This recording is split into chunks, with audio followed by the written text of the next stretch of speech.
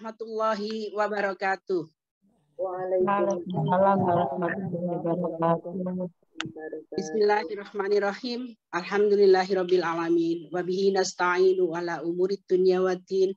Wassalatu wassalamu ala asrofil anbiya'i wal mursalin Muhammadin wa ala alihi wa ashabihi ajmain. Asyhadu an la ilaha illallah wa asyhadu anna Muhammadan abduhu wa rasuluh. Rabbi israh li sadri wa yassir li amri wahlul 'uqdatam min lisani yafqahu qawli. Amma ba'd. Ibu-ibu dari Majelis Tablik dan Ketajihan BWA, ibu-ibu yang hari ini, dan ibu-ibu dari Majelis Tablik dan Ketajihan PDA se-Jawa Timur, dan ibu-ibu dari Kors Ubalihot PDA se-Jawa Timur yang insya Allah dirahmati Allah pada siang hari ini. Marilah bersama-sama kita panjatkan rasa tasakur kita kehadirat Allah, karena pada siang hari ini kita dipertemukan dalam program pertama Majelis Tablik dan Ketajihan Pimpinan Wilayah Aisyah Jawa Timur, Gerakan Perempuan Mengaji. Nah, pada siang hari ini kita akan didampingi, tadi sudah saya kenalkan pengurus-pengurus baru, dan yang kedua, marilah semoga salawat bertabur salam pada siang hari ini tetap terlimpahkan, tetap tersanjungkan pada junjungan kita Nabi Muhammad SAW. Ibu-ibu, marilah bersama-sama kita buka gerakan perempuan mengaji dengan membaca ikrar bersama-sama. Bismillahirrahmanirrahim. Asyhadu an la ilaha illallah wa asyhadu anna Muhammadan abduhu wa rasuluh. Raditu billahi robba wa bil islami dina wa bi Muhammadin nabiyya wa rasulah. Baik ibu-ibu, selanjutnya akan saya bacakan susunan acara pada siang hari ini. Yang pertama pembukaan yang sudah saya buka ya pada siang hari ini. Yang kedua nanti ada pembacaan ayat suci Al-Quran. Yang insya Allah yang bertugas pada siang hari ini ada Ketajihan Ibu Ainur Windasari. Kemudian insya Allah pada siang hari ini kita akan membacakan surat Al-Hajj ayat 36 sampai 37. Kemudian nanti ada sambutan dari Ibu Ketua, dan nanti pematerinya yang akan disampaikan oleh Bapak Syamsuddin dari Wakil Ketua PWM, dan nanti didampingi moderator kami dari divisi pengajian, ada Bu Ayunina. Kemudian nanti closing insya Allah Bu Korbit akan hadir walaupun agak sedikit terlambat. Baik, kita buka dulu dengan bacaan basmalah ya. Saya sudah. Bismillahirrahmanirrahim. Baik, selanjutnya adalah pembacaan ayat suci Al-Quran kepada Ibu Nurwindasari. Kami persilahkan yang insya Allah pada siang hari ini akan membacakan surat Al-Hajj ayat 36 sampai 37. Mohon diterjemahkan sekalian, Bu Ain. A'udzu billahi minasy syaithanir rajim. Bismillahirrahmanirrahim. Wal budna ja'alnaha lakum min sya'airillahi lakum fiha khair. Fadhkuru ismallahi 'alaiha shawaf.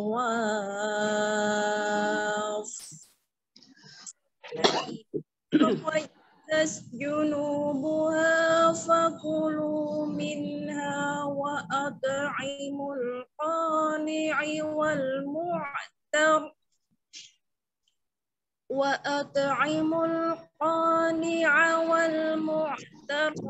kadzalika sakharnaha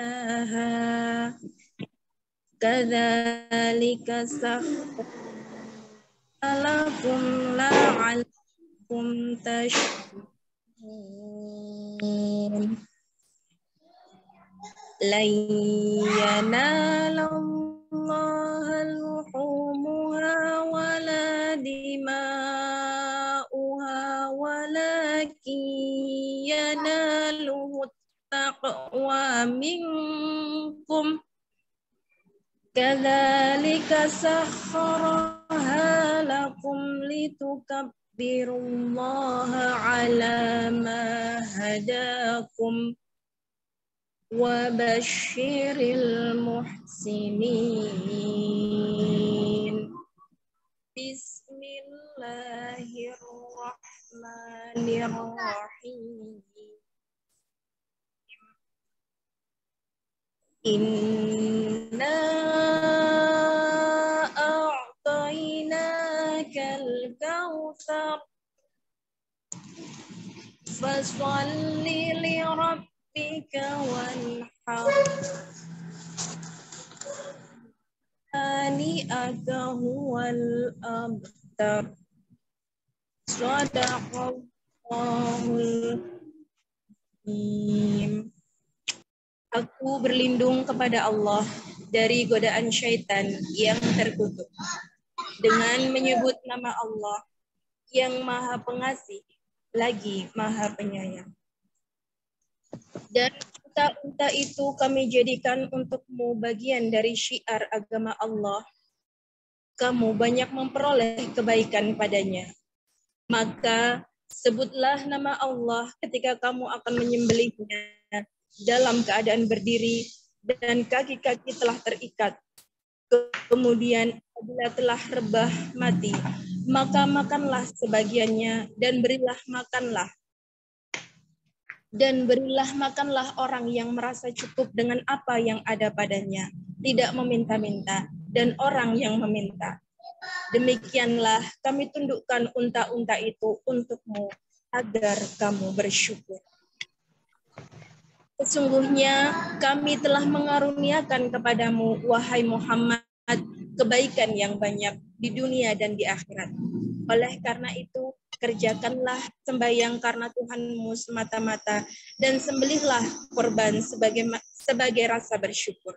Sesungguhnya orang yang membenci engkau ialah yang terputus dari mendapat apapun perkara yang diinginkannya. Maha benar Allah dengan segala firman-Nya. Assalamualaikum warahmatullahi wabarakatuh. Waalaikumsalam warahmatullahi wabarakatuh.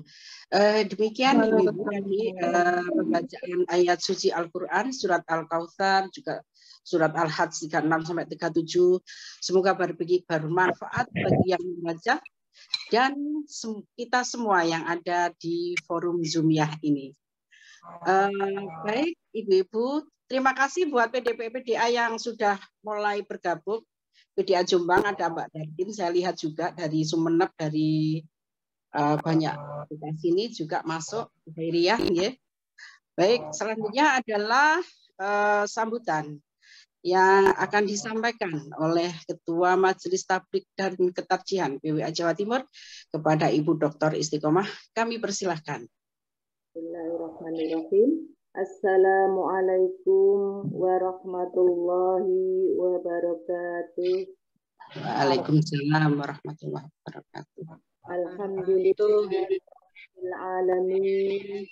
Wassalatu wassalamu ala nabiyyinal amin wa ala alihi wa sahbihi ajma'in. Wa qala Allahu ta'ala fil Qur'anil Karim. Man 'amila shalihan min dzakarin aw unsa wa huwa mu'minun falanuhyiyannahu hayatan thayyibah wa najziyannahum ajrahum bi ahsani ma kanu ya'malun. Al-ayat. Ibu Ketua PBA Jatim, Ibu Hajah Rukmini Amar NAP, beserta BPP, Ketua Majelis serta lembaga di PWA, Bapak narasumber kita yang terhormat Bapak Dr. Samsudin MAG dan sekaligus beliau Wakil Ketua PWM Jatim, dan tentunya semua dari Ketua MTK, CMA, PDA sejatim yang dimuliakan oleh Allah. Puji syukur alhamdulillah, hamdan wa syukron senantiasa kita panjatkan kehadirat Allah Subhanahu wa taala, karena dengan limpahan rahmat, nikmat, hidayah dan sematalah pada hari ini Sabtu 14 Zulqa'dah 1444 Hijriah bertepatan dengan Sabtu 3 Juni 2023, kita hadir di majelis virtual ini dalam rangka untuk mengajarkan kegiatan GPM Gerakan Perempuan Mengaji dengan tema ibadah kurban membentuk karakter ta'awun. Salawat wa salaman semoga tetap tercurahkan kepada beliau Rasulullah Muhammad Sallallahu Alaihi Wasallam. Ibu-ibu anggota dan tentunya adalah MTK CMA PDA Sejatim, tadi sudah diperkenalkan oleh Ibu Umi tentang kepengurusan di Majelis Tabligh dan Ketarjian di PWA Jawa Timur, di mana kami ada 12 personel Ibu, jadi mulai ketua, wakil, pemegang kas, dan kemudian ada 4 divisi. Ya, tadi sudah disampaikan dan sudah diperkenalkan, di antara adalah ketarjian, kemudian mubalighah dan pengajian, juga divisi tabligh digital dan komunitas, serta divisi keluarga sakinah. Nah, alhamdulillah kami setelah dikukuhkan pengurus dari MTK ini terus melakukan konsolidasi program-program mulai dari waktu di Ramadan kemarin. Kita diawali dari tadarus, kemudian dan alhamdulillah kemarin kita sudah melakukan konsolidasi program-program yang notabene dibagi menjadi jangka pendek, jangka menengah, dan jangka panjang. Allah, di tahun ini 2023, 2024 kita akan masing-masing divisi akan melaksanakan program minimal 2 kegiatan. Nah, salah satu kegiatan kita ini adalah di siang hari ini adalah Gerakan Perempuan Mengaji yang edisi pertama.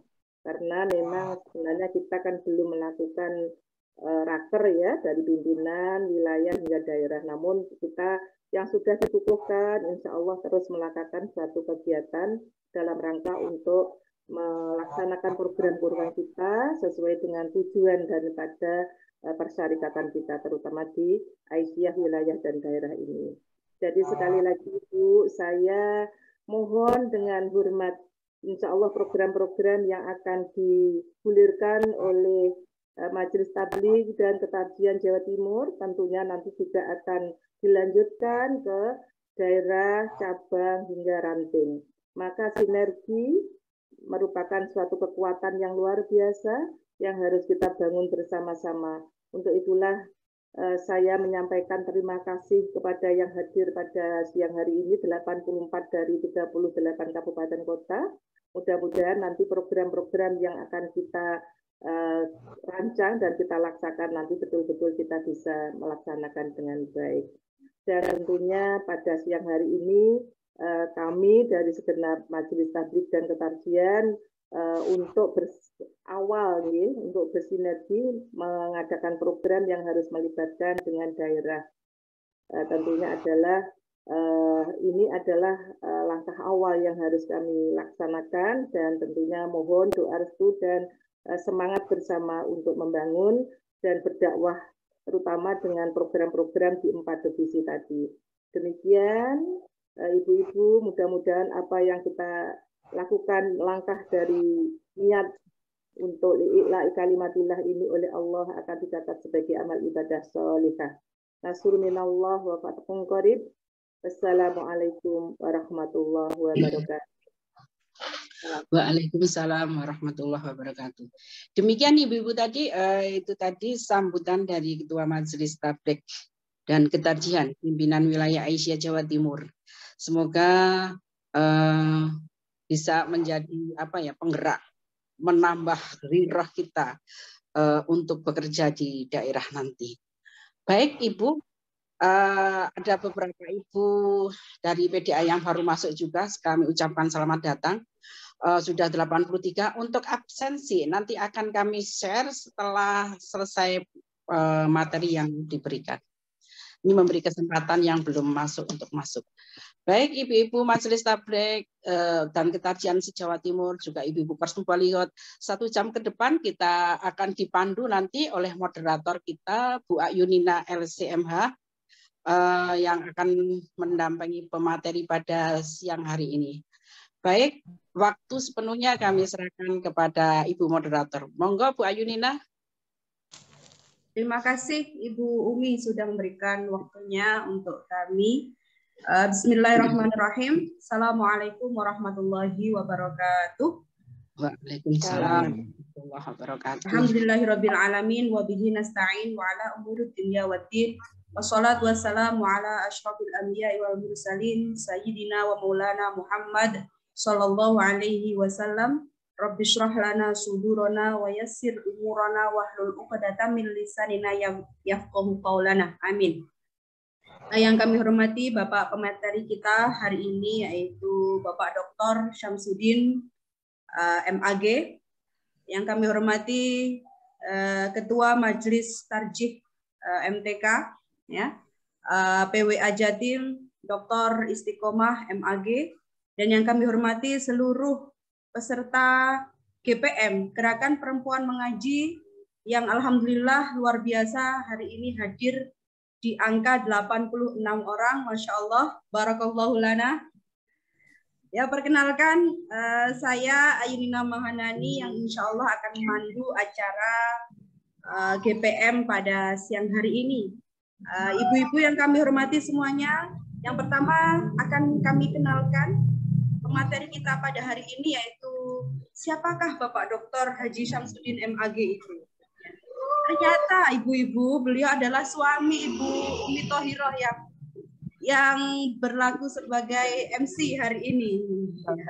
Ini apa namanya, yang juga sebagai dosen di Universitas Islam Negeri Sunan Ampel Surabaya di Fakultas Tarbiyah. Betul Bapak ya? Ya, betul. Ya. Dan juga merupakan anggota MUI Komisi Fatwa, dan juga segudang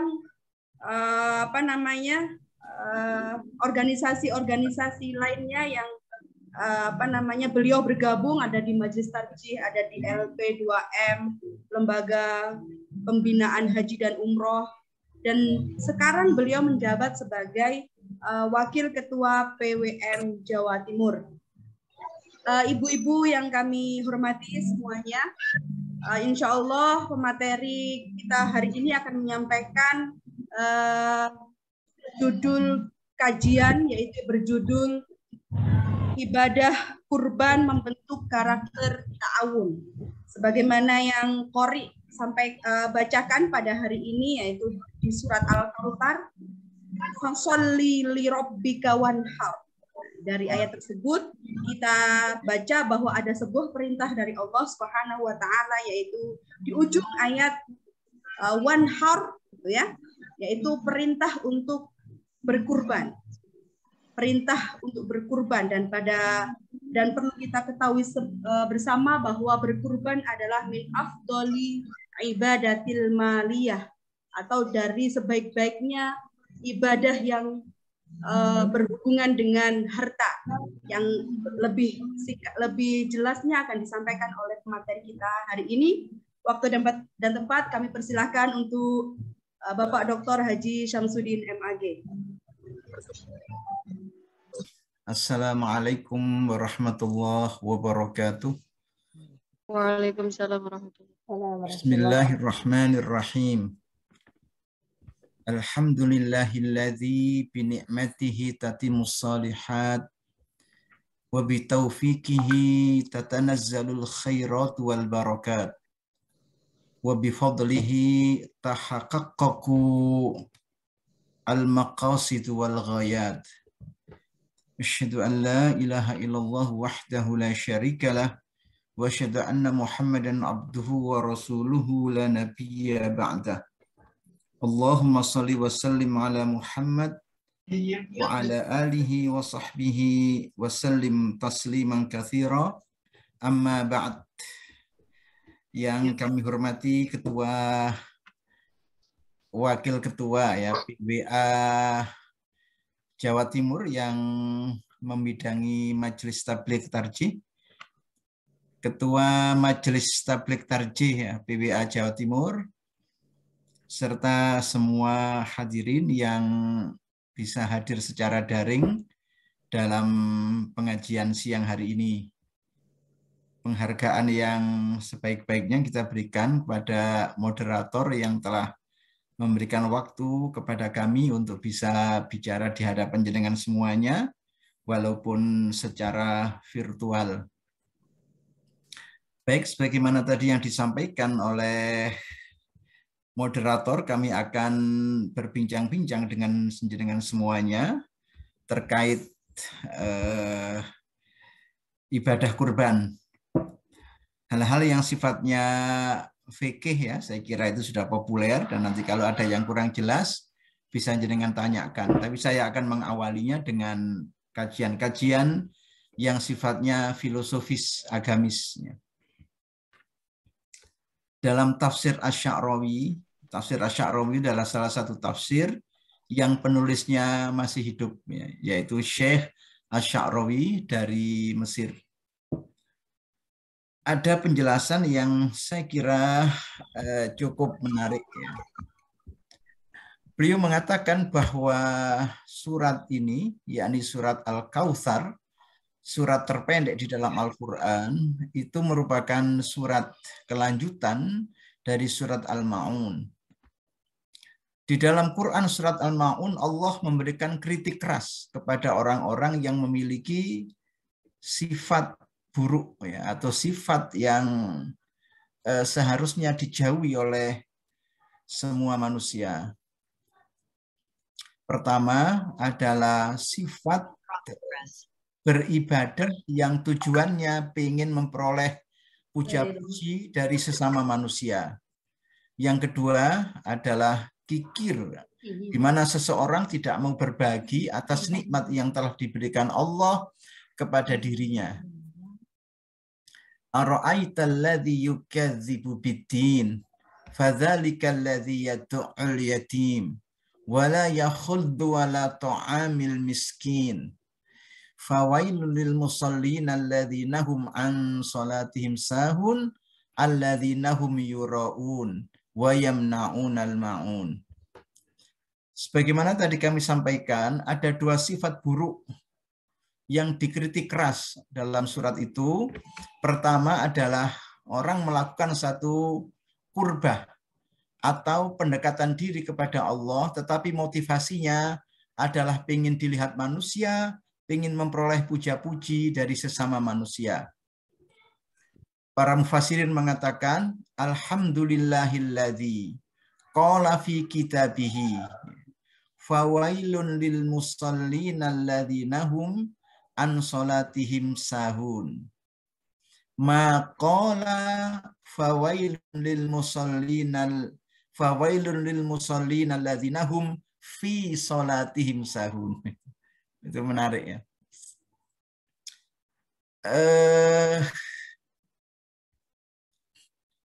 Segala puji bagi Allah yang telah bilang di dalam kitab sucinya, fawailun lil musallin alladzina hum an salatihim sahun, menggunakan an.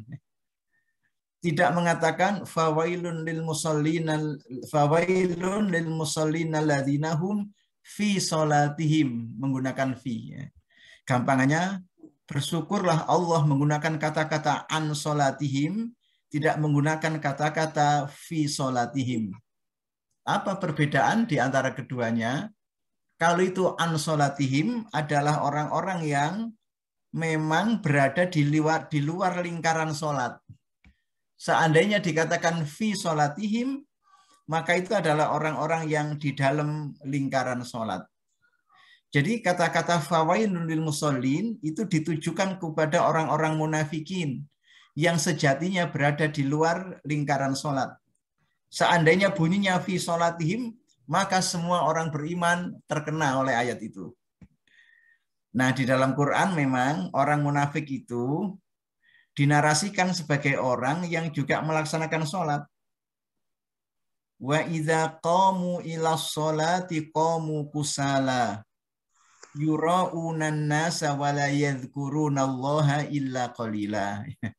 Mereka laksanakan sholat, hanya saja sholatnya itu dengan tujuan supaya dilihat dan dipuji oleh sesama manusia. Sifat kedua yang dikritik adalah wa yamna'unal ma'un. Mana yamna'u itu artinya mencegah, menghalang-halangi. Sementara al-ma'un barang-barang bernilai sederhana tapi memberi manfaat besar bagi manusia. Jadi barang-barang yang sederhana saja dia tidak mau memberikan kepada orang lain, ia tidak mau mengorbankan kepada orang lain. Hadirin wal hadirat. Harta itu bisa berupa materi, bisa juga berupa non-materi. Ilmu yang kita miliki itu adalah harta. Materi yang kita miliki juga harta. Memberikan ilmu rasanya lebih ringan ya, dibanding dengan memberikan harta. Berbagi ilmu rasanya lebih ringan dibanding dengan berbagi harta. Kenapa? Ya karena kalau yang kita bagikan ilmu itu tidak terasa karena tidak ada materi yang keluar dari diri kita. Tapi kalau yang kita kurbankan adalah harta, ya, termasuk berkorban tadi, itu akan terasa karena ada sesuatu yang berpindah tangan yang semula milik kita kemudian menjadi milik orang lain. Nah, bagaimana dengan surat Al-Kautsar tadi? Allah Subhanahu wa taala berfirman, "Inna a'tainaka al-Kautsar." Sesungguhnya aku telah memberikan kepadamu dalam kurung hai Muhammad al-khairal katsira wal aktsara. Itu apa? Penjelasan para ulama. Sesuatu yang banyak dan lebih banyak lagi dan lebih banyak lagi. Anugerah Allah kepada Muhammad Shallallahu Alaihi Wasallam sedemikian banyaknya dan anugerah itu juga diberikan untuk umat Muhammad. Hadirin, dalam pelajaran bahasa Arab, jika pelaku atau fa'il didulukan daripada fi'ilnya, jika subjek didulukan daripada predikatnya, maka itu menunjukkan bahwa ada sesuatu yang penting yang didulukan tadi. Itu dalam ilmu balaghah namanya at-taqdim wa ta'khir. Dalam surat Al-Fatihah misalnya, urut-urutannya na'buduka, kami menyembah kamu. Nasta'inuka, kami mohon perlindungan atau mohon pertolongan kepadamu. Tapi karena ada sesuatu yang penting ya, bahwa ibadah itu harus kepada Allah, mohon pertolongan itu harus kepada Allah, maka maf'ul bih atau objek penderitanya didulukan, berubahlah menjadi iyyaka na'budu. Padahal urut-urutan sederhananya adalah na'buduka. Demikian pula yang seharusnya nasta'inuka itu berubah menjadi iyyaka nasta'inu. Sehingga kita terjemahkan hanya kepadamu kami beribadah dan hanya kepadamu kami mohon pertolongan. Demikianlah dalam ayat inna a'tainaka al-kautsar ya. Para ulama sepakat bahwa al-kautsar itu memiliki makna al-khairul katsira wal aktsar. Sesuatu yang banyak dan lebih banyak lagi dan lebih banyak lagi. Kemudian dirinci. Di antaranya adalah iman, tauhid, nubuwah atau kenabian. Juga yang kemudian sangat penting adalah menjadikan nama Muhammad sebagai bentuk kurbah manakala disebut oleh umatnya. Itu nanti ada kaitannya dengan ayat yang ketiga. Menjadikan nama Muhammad itu menjadi sebuah kurbah. Kurbah itu adalah proses pendekatan diri kepada Allah jika kita menyebut nama itu. Yang dalam ajaran agama Islam disebut sebagai sholawat, ya kan? Ya, innallaha wa malaikatahu yusalluna 'alan nabi Ya ayyuhalladzina amanu sallu alaihi wasallimu taslima. Allah perintahkan kepada hamba-hambanya untuk sholawat dan salam kepada nabinya yang mutakhir atau yang terakhir yang bernama Muhammad bin Abdullah sallallahu alaihi wasallam. Makanya kalau orang-orang tua dulu pesan kepada anaknya yang pamit mau pergi, ojo lali sing akeh moco sholawat. Itu ada dasarnya ya. Ada dasarnya.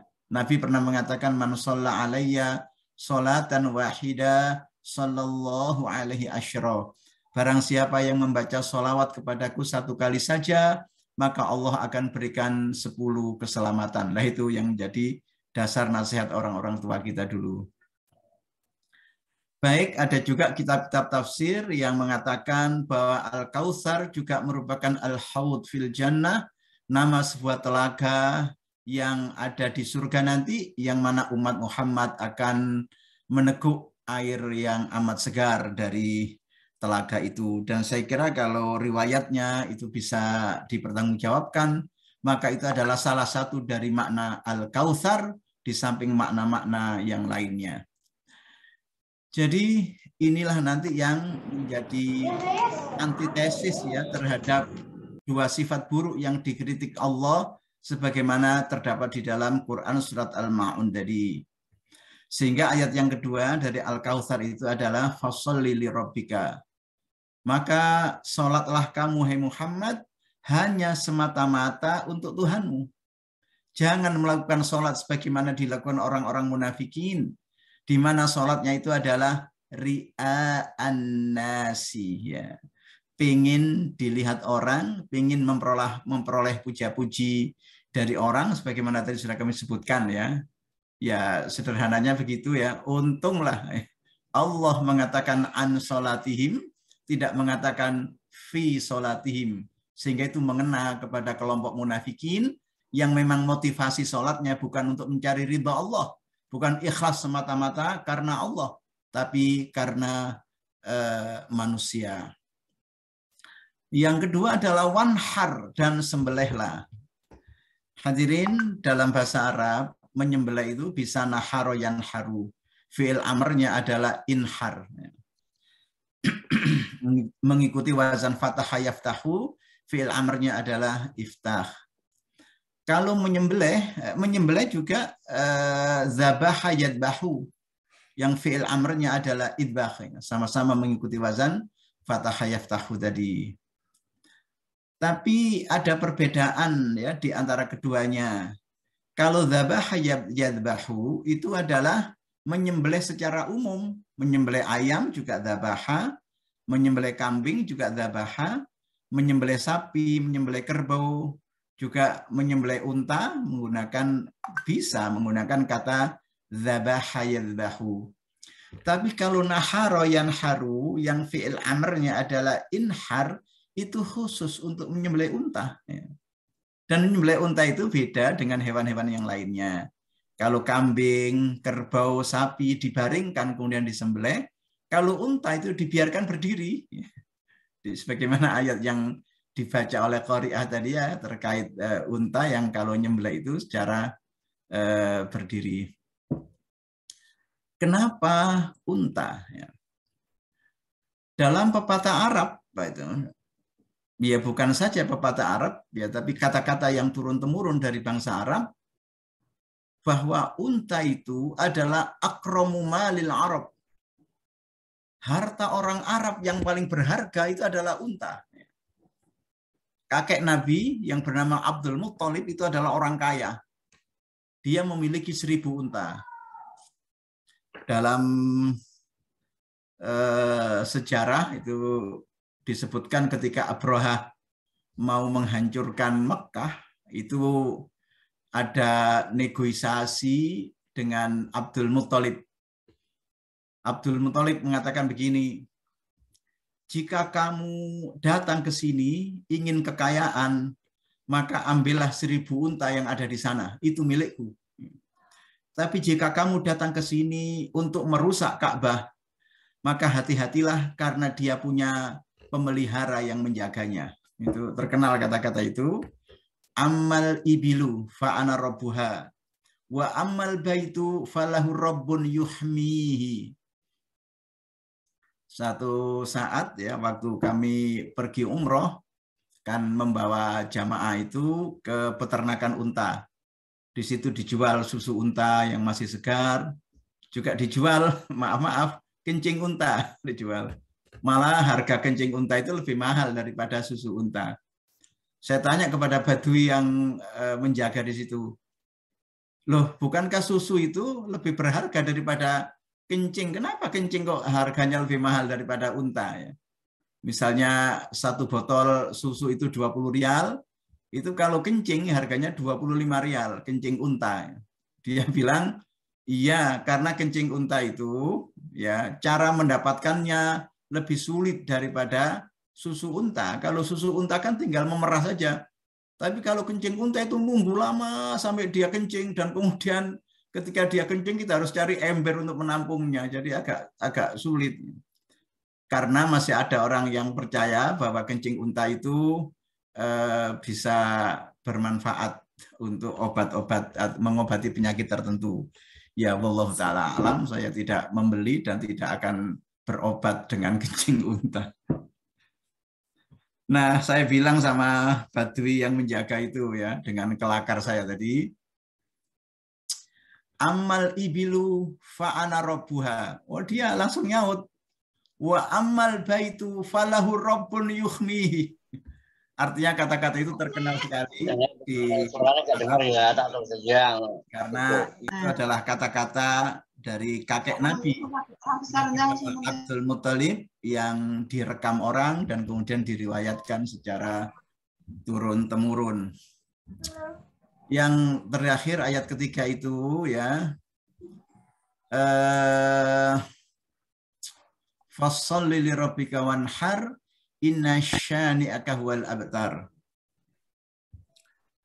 Nah, dalam tulisan Asy-Sya'rawi, dalam tafsir Asy-Sya'rawi, dia menjelaskan, itulah yang disebut dengan mi'yarul ard wa mi'yarus sama. Ukuran kehormatan bumi dan ukuran kehormatan langit. Ukuran kehormatan langit ya dasarnya adalah wahyu, sementara ukuran kehormatan bumi dasarnya ya kebiasaan manusia. Orang Arab waktu itu punya wisdom lokal ya, locality wisdom ya. Kalau bisa disebutkan sekarang ada apa namanya kearifan lokal itu. Jadi kearifan lokal orang Arab sebelum Islam, orang itu disebut baik ya kalau dia punya anak laki-laki. Karena anak laki-laki lah yang melanjutkan namanya. Karena nasab itu kan diteruskan lewat anak laki-laki. Jika orang tidak punya anak laki-laki, maka dia disebut sebagai rojulun abtar, laki-laki yang putus keturunannya. Dan Nabi SAW dalam pernikahannya dengan Khadijah radhiyallahu taala anha itu dikasih anak perempuan, terus punya anak lagi perempuan, punya anak lagi perempuan, punya anak lagi perempuan. Sehingga setiap kali Nabi punya anak perempuan atau Khadijah melahirkan anak perempuan, orang-orang itu selalu sorak-sorai. Lihatlah Muhammad rajulun abtar, namanya tidak akan diingat orang setelah kematiannya. Bahkan Nabi pernah punya anak laki-laki dikasih nama Al-Qasim, tapi meninggal masih bayi. Sehingga Nabi sempat disebut oleh masyarakat dengan panggilan Abul Qasim, terekam di dalam hadis-hadis. Nabi juga pernah setelah hijrah pernah punya anak laki-laki dari istrinya yang bernama Maria Qibtiyah, dikasih nama Ibrahim. Tapi Ibrahim ini meninggal ketika balita ya, sehingga Nabi tidak memiliki anak laki-laki yang melanjutkan keturunannya. Yang melanjutkan keturunan Nabi sampai sekarang kalau itu bisa disebut keturunan adalah hasil pernikahan antara Fatimah Az-Zahra binti Rasulullah dengan Amirul Mukminin Aliun ibnu Abi Thalib. Makanya orang-orang yang menjadi keturunan dari keduanya lewat jalur Al-Hasan ataupun jalur Al-Husain disebut sebagai Ba'alawi. Ba'alawi itu singkatan dari Bani Ali, jadi orang keturunan yang sekarang disebut habaib itu. Ya. Saya tertarik dengan keterangan Profesor Quraish Shihab. Dan Quraish Shihab itu Habib ya dalam perspektif itu. Dia mengatakan Habib itu artinya yang dicintai. Kalau dalam konteks dzurriyah atau keturunan, maka semua manusia adalah Habib. Karena tidak ada satupun manusia kecuali keturunan seorang nabi, yaitu Nabi Adam alaihissalam. Kalau yang disebut Habib itu adalah karena iman dan akhlak, maka semua orang yang beriman dan berakhlak mulia itu adalah Al-Habib. Ya, bukan hanya orang-orang tertentu saja yang berhak menyandang gelar Al-Habib. Semua yang beriman dan berakhlak, maka dia adalah Habib. Ya. Karena ada rame-rame Habib. Ada yang bilang katanya satu Habib yang bodoh itu derajatnya masih lebih tinggi dari 70 kiai pintar, tapi bukan Arabi atau bukan Ba'alawi tadi. Itu saya kira informasi yang menyesatkan ya. Baik, maka ada mi'yar sama ada ukuran langit bahwa kehormatan manusia itu bukan karena anaknya yang laki-laki, kehormatan manusia adalah karena iman dan akhlaknya. Dengan iman dan akhlaknya itulah manusia disebut sebagaimana Nabi walaupun tidak punya anak laki-laki menjadi buah bibir miliaran manusia sampai sekarang. Sehingga dalam satu kesempatan ada seorang ulama berkata begini, lebih emosional mana hubungan orang Nasrani dengan Yesus dibanding dengan hubungan orang Islam kepada Nabi? Tentu jawabannya adalah lebih emosional hubungan orang Nasrani kepada Yesus karena mereka menyembah Yesus. Sementara orang Islam tidak menyembah Muhammad. Tapi lebih sering mana orang Islam menyebut nama Muhammad dibanding dengan orang Nasrani menyebut nama Yesus? Jawabannya tentu lebih sering orang Islam menyebut nama Muhammad. Setidaknya kalau jenengan mendengar azan, apakah sebagai muadzin ataukah orang yang membalas seruan muadzin, jenengan mesti baca sholawat asyhadu anna Muhammad Rasulullah. Kalau jenengan sholat pun at-tahiyatulillah, ujung-ujungnya adalah Allahumma sholli ala Muhammad wa ala ali Muhammad. Sehingga yang abtar itu bukan Nabi, yang abtar adalah orang-orang yang membenci Nabi. Jadi ini sesuatu yang menarik ya, bagaimana bahwa surat Al-Kautsar ini merupakan antitesis dari surat Al-Ma'un. Kalau di dalam surat Al-Ma'un ada dua sifat buruk yang dikritik dengan satu kritikan keras oleh Allah. Kemudian surat Al-Kautsar ini harus dilakukan dengan dua hal. Pertama, bahwa ibadah itu harus diniatkan semata-mata mengharap ridha Allah. Sementara yang kedua, antitesis dari bakhil itu adalah rela mengorbankan harta yang kita miliki, sekalipun harta itu adalah harta yang paling mulia. Karena sebagaimana tadi kami katakan bahwa unta itu akramu malil Arab, paling mulianya harta orang Arab. Ya, sekarang kaitannya dengan kurban, nah gitu, relakah kita berkurban atau kita tidak memiliki kerelaan untuk melakukannya? Itu tergantung atau kembali kepada kita semua. Baik hadirin, mungkin ada beberapa hal yang kaitannya dengan materi. Tadi sempat di-share PPT-nya. Tidak apa-apa, di-share aja sekarang PPT-nya.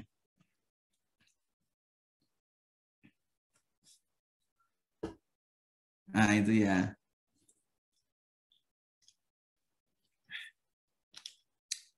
Jadi ibadat kurban adalah ritual tahunan umat Islam yang usianya sudah sangat tua. Saya kira ya setua agama Islam itu sendiri. Dasar pensyariatannya adalah ayat Al-Quran dan hadis Nabi. Adapun ayat Al-Quran, inna a'tainakal kautsar fasholli lirabbika wanhar inna syani'aka huwal abtar. Abdullah Al-Bassam, seorang ulama dari Arab Saudi, anggota Lajnah Ad-Daimah, mengatakan bahwa yang dimaksudkan dengan menyembelih hewan pada ayat ini adalah menyembelih hewan kurban setelah salat Id, yang dalam pembahasan fikih lazim disebut dengan istilah udhiyah. Ya. Pendapat ini dinukilkan dari Qatadah atau Ikrimah, ulama-ulama generasi tabi'in, ya, sebagaimana di dalam kitab Tawdihul Ahkam. Ya, dilanjutkan. Nah, pengertian kurban atau udhiyah adalah hewan ternak yang disembelih pada hari Idul Adha dan hari Tasyrik dalam rangka mendekatkan diri kepada Allah berkaitan dengan datangnya hari raya. Menyembelih kurban termasuk amal soleh yang paling utama. Ya. Jadi memang dalam Islam ada 3 macam momen atau 3 macam peristiwa peribadatan yang di situ ada penyembelihan binatang kurban. Yang pertama haji, kedua Idul Adha, dan yang ketiga adalah berkenaan dengan kelahiran anak yang disebut dengan aqiqah. Kalau dalam kurban disebut udhiyah, kalau dalam haji itu mempunyai istilah lain, ya, biasanya dam itu. Nah, nanti tapi kadang-kadang para ulama, ya bukan kadang-kadang sih, sering dalam pembahasan fikih itu udhiyah tadi juga dikiaskan tata caranya kepada yang dam tadi, sebagaimana dijelaskan oleh Ibnu Rushd dalam kitab Bidayatul Mujtahid. Aisyah radhiyallahu taala anha menceritakan bahwasanya Nabi sallallahu alaihi wasallam bersabda, "Anna Nabiyya sallallahu alaihi wasallam qala ma amila ibnu Adam yauman nakhri amalan ahabba ila Allah azza wa jalla min hiraqati damin wa innahu la ya'ti yaumal qiyamati bi quruniha wa azlafiha wa ash'ariha wa inna ad-dama la yaqa'u min Allahi azza wa jalla bimakanin qabla an yaqa'a 'alal ardi fatibu biha nafsan." Jadi bahwasanya Nabi SAW bersabda, menurut Aisyah, tidak ada satu amalan yang paling dicintai oleh Allah pada saat hari raya kurban itu daripada mengalirkan darah. Makna mengalirkan darah di sini adalah menyembelih binatang kurban. Kemudian Nabi mengatakan bahwa pahala yang diperoleh seseorang karena menyembelih kurban tadi nanti pada hari kiamat akan sampai di sisi Allah sebelum darah itu menyentuh tanah. Padahal dari leher binatang yang disembelih itu sampai menyentuh tanah kan sedemikian cepatnya, tapi pahala yang sampai kepada Allah jauh lebih cepat daripada pergerakan darah menyentuh tanah. Nah, yang kemudian Nabi menutup kata-katanya, fatibu biha nafsan, maka relaksasikan jiwamu untuk bisa berkurban tadi. Baik, dilanjutkan.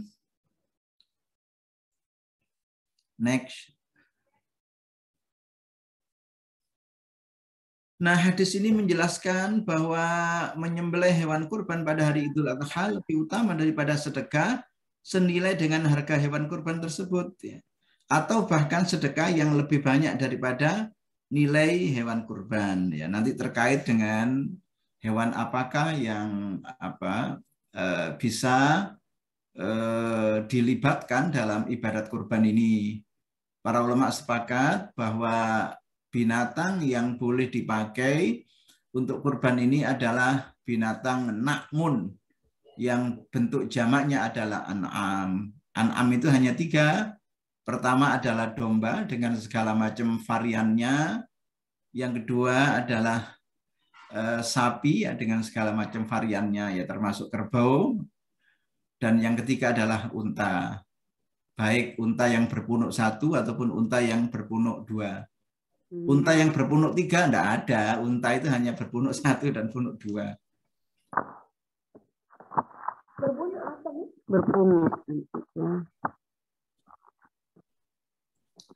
Mayoritas ulama berpendapat bahwa hukumnya adalah sunnah muakkadah.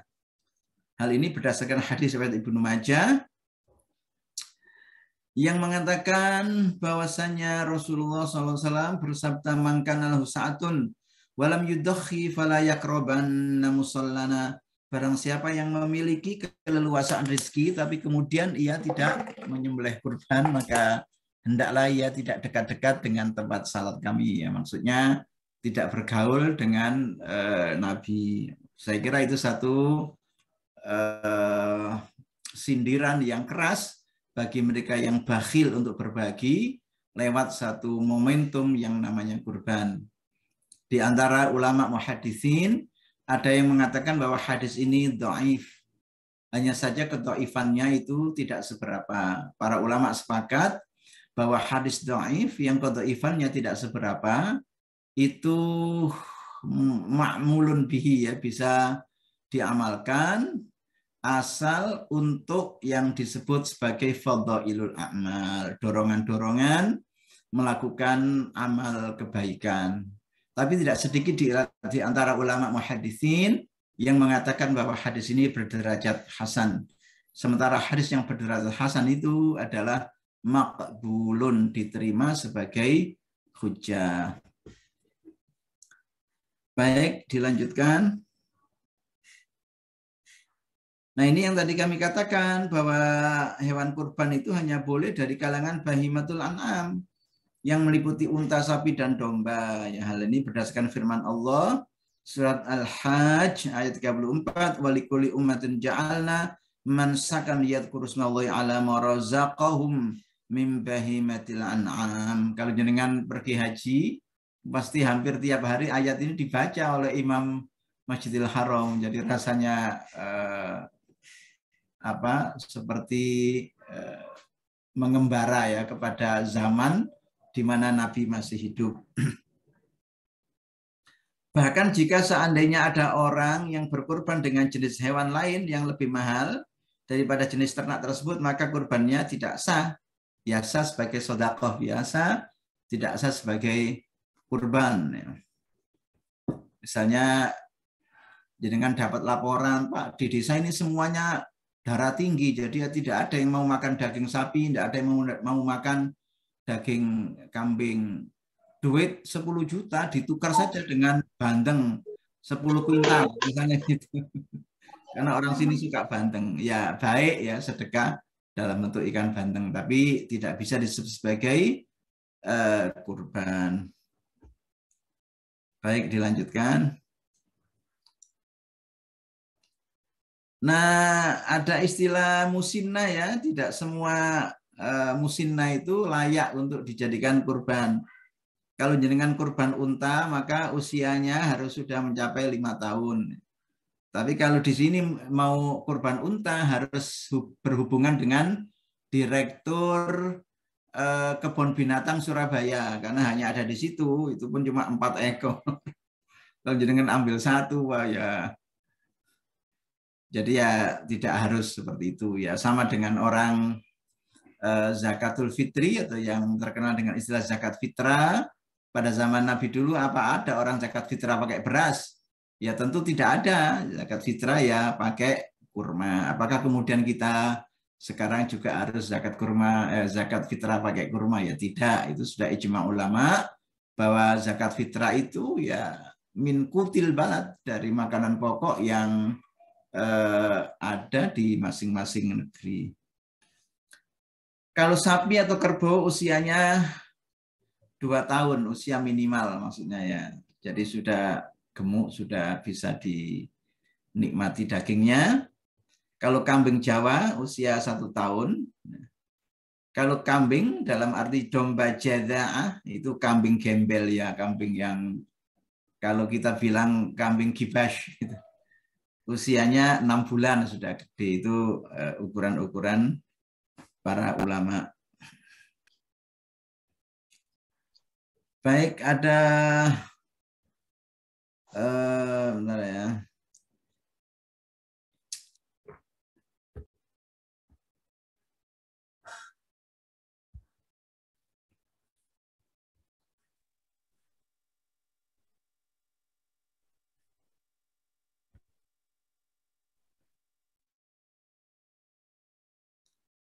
Berkurban atas nama orang, ini ada fikih ya, fikih kurban. Sebenarnya saya pernah menulis risalah kurban ini, kemudian diterbitkan secara bersama oleh Majelis Ulama Indonesia Jawa Timur, Komisi Fatwa. Ada bukunya, tapi saya cari-cari tadi malam tidak ketemu karena bukunya dicetak ya dalam bentuk kecil. Berkorban untuk orang yang telah meninggal dunia dapat dirinci menjadi 3 bentuk. Ya sebetulnya gini ya, ini kan manhaj atau teori dalam majelis tarjih. Semua hadis sahih itu adalah makbul. Karena yang disebut hadis makbul itu adalah hadis sahih dan hadis hasan.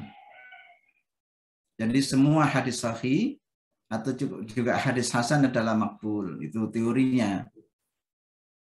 Makbul itu bisa diterima sebagai hujah agama. Semua hadis makbul itu menuntut untuk diamalkan. Semua hadis makbul menuntut untuk diamalkan. Tapi tidak semua hadis makbul itu bisa diamalkan. Ada hadis makbul yang ma'mulun bihi bisa diamalkan. Ada juga hadis makbul yang ghairu ma'mulin bihi yang tidak bisa diamalkan. Apa hadis makbul yang ghairu ma'mulin bihi yang tidak bisa diamalkan? Ada 3. Pertama adalah hadis mukhtalif. Hadis yang kontroversi. Di antaranya bertentangan dengan dalil yang lebih tinggi. Misalnya bertentangan dengan ayat Al-Quran. Nah ini sangat bergantung pada perspektif atau pemahaman orang. Yang kedua adalah hadis mansyukh. Walaupun dia makbul, sanad-sanadnya itu bersambung, personil yang terdapat di dalam mata rantai periwayatan adalah orang-orang yang kredibel dalam kurung thiqah. Tapi dia mansyukh, yang tidak bisa diamalkan, terlanjur dihapus oleh dalil yang lainnya. Yang ketiga adalah hadis marjuh. Hadis marjuh itu adalah idza ta'arada al-adillatu. Idza ta'aradat al-adillatu. Apabila bertentangan sejumlah dalil, dilakukan proses tarjih. Hasil dari proses tarjih itu ada yang rajih, ada yang marjuh. Yang rajih itu yang menang. Yang marjuh itu yang kalah. Jadi yang marjuh ya namanya saja kalah, tidak dipakai. Cuma tadi yang saya katakan, kalau hadis itu mukhtalif, kemudian salah satu indikatornya bahwa dia bertentangan dengan hadis yang tingkatannya lebih tinggi, itu memang perspektif sekali. Sehingga antara Muhammadiyah, katakanlah dengan Persis misalnya, itu berbeda terkait berbicara atas nama orang yang sudah meninggal. Saya sejak kecil itu rajin membaca majalah Al-Muslimun, ya. Walaupun juga membaca soal jawabnya Hasan, ya, masih SMP dulu sampai SMA. Tapi waktu SMA SMP itu Ustadz Kadir sudah meninggal. Karena Ustadz Kadir itu meninggal ketika saya kelas 1 SMP. Ustadz Kadir Hasan sudah meninggal. Ya, untung ya Ustadz Kadir itu rajin mengisi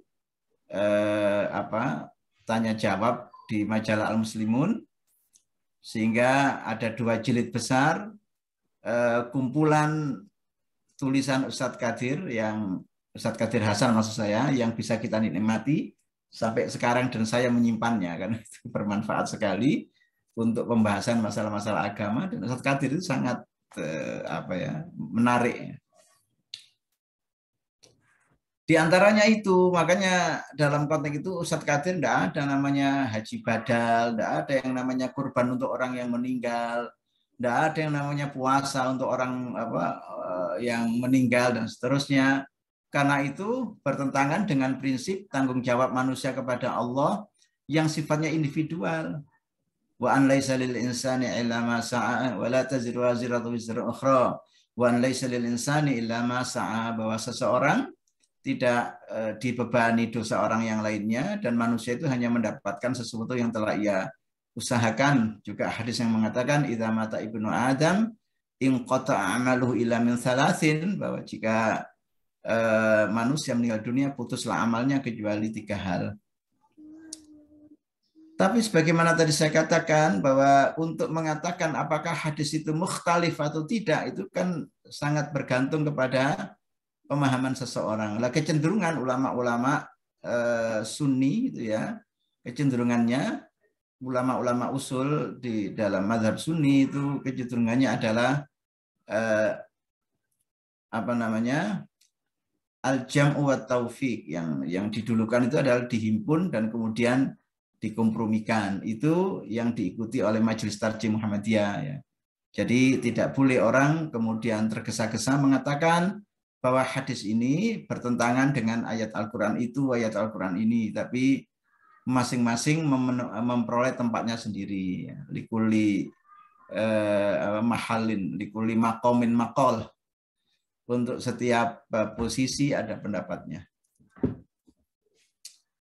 Nah, kemudian beberapa pertanyaan yang semuanya ini sudah pernah saya jawab di majalah Matan. Ya, hanya saja untuk sekarang ini saya tidak mengisi rubrik tanya jawab agama, saya mengisi rubrik tafsir. Berkorban untuk orang yang telah meninggal dunia dapat dirinci menjadi 3 bentuk. Pertama, orang yang meninggal bukan sebagai sasaran kurban utama, namun statusnya mengikuti kurban keluarganya. Misalnya orang berkorban untuk dirinya, dan dia niatkan kurban ini untuk diri saya dan untuk keluarga saya. Nah, kata-kata keluarga itu kan bisa yang masih hidup, bisa juga yang sudah meninggal dunia. Dalam arti yang meninggal dunia pun diyakini akan memperoleh pahala. Dari mana pahalanya? Karena telah meninggalkan seorang kader, seorang turunan yang memiliki kesadaran agama tinggi. Jasanya melahirkan anak soleh itulah yang kemudian dia mendapatkan pahalanya. Yang kedua, berkorban khusus untuk orang yang telah meninggal tanpa ada wasiat sebelumnya dipandang sebagai perbuatan yang tidak perlu. Ghairu masyru', tidak ada dasar syar'inya. Mengingat tidak ada tuntunan dari Nabi, tidak ada riwayat bahwasanya Nabi berkorban atas nama Khadijah, atas nama Hamzah atau kerabat lainnya yang mendahului beliau ya. Jadi ya, tapi kalau orang biasanya dikarang-karang saja, apalagi kiai karena sangat terkait dengan ma'isyah serta privilege yang harus dinikmati ya biasanya dikarang-karang. 3, berkorban khusus untuk orang yang meninggal karena saat masih hidup pernah mewasiatkan agar keluarganya berkorban untuknya jika ia meninggal. Untuk kasus ini diperbolehkan jika dalam rangka menunaikan wasiat si mayit ya, sebagaimana dalam tuntunan agama, waris itu tidak boleh buru-buru dibagi sebelum dikurangi hal-hal yang harus dikeluarkan. Makanya ada istilah ada harta peninggalan atau tirkah dan ada harta warisan atau warosah. Kalau harta peninggalan itu masih wungkul ya, belum diapa-apakan, utuh. Kalau warosah, harta waris itu setelah dikurangi hutang yang meninggal, setelah dikurangi wasiat, atau yang ketiga dikurangi tajhiz, biaya selama di rumah sakit dan lain sebagainya. Nah, tadi ya sudah ya umur binatang kurban tadi sudah dijelaskan. Ya, saya kira untuk sementara cukup dulu karena saya sudah bicara tanpa terasa 1 jam 60 menit. Baik, saya kembalikan kepada moderator. Aqulu qauli hadza.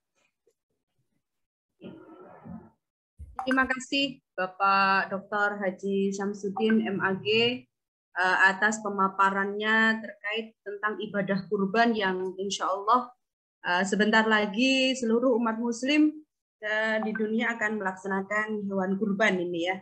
Karena tadi beliau memaparkan bahwasannya ibadah berkurban itu merupakan ibadah paling mulia dari sisi dari sisi materi Bapak ya. Dan juga dijelaskan ternyata tadi ya naharo dari dari ayat surat Al-Kautsar yang berbunyi wanhar itu adalah berupa fi'il amr gitu ya.